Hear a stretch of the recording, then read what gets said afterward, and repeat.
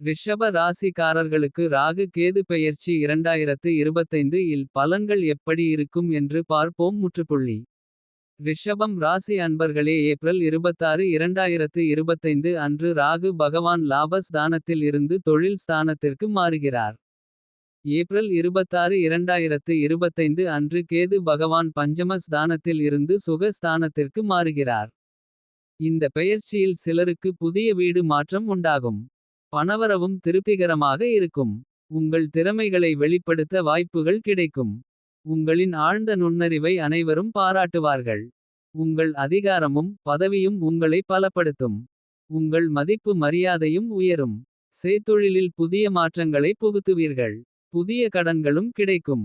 சிந்தனையில் தெளிவும் செயலில் வீரியமும் பெற்று உங்களது செயல்களை நேர்த்தியாகச் செய்து முடிப்பீர்கள். உடல் ஆரோக்கியம் சிறப்பாக இருக்கும். வழக்குகளில் வெற்றி கிடைக்கும். மனதில் குழப்பங்களும் மறையும். உற்றார் உறவினர்கள் நண்பர்கள் அனுசரித்து செல்வார்கள். குடும்பத்தில் ஒற்றுமை நிலவும். குழந்தை பாக்கியமும் கிடைக்கும்.